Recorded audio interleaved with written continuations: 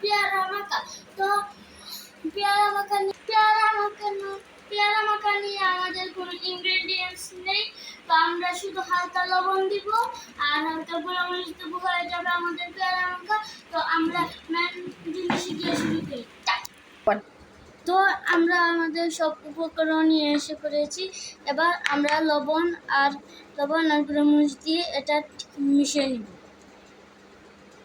ঢেলে দিলাম এটা। এবার আমরা এটা মিক্স করব।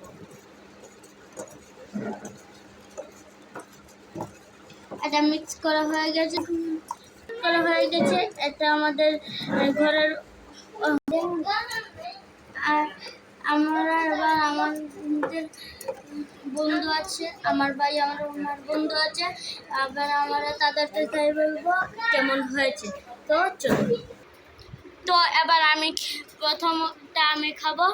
তো আমি খাচ্ছি। তো আমিও খাবো। আমিও খাচ্ছি এখন।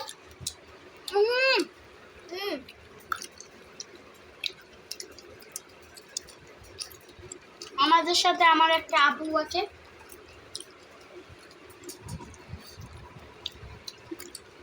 আমি খাচ্ছি। আমিও খাচ্ছি। তো এই পেয়ারা মাখাটা অনেক মজা হয়েছে। আপনারা কে কে খেতে চান চলে আসুন আমাদের বাড়িতে। তো ইনশাল্লাহ আগামীতে আরো ভালো ব্লগ দেওয়ার চেষ্টা করব। Like, comment, share.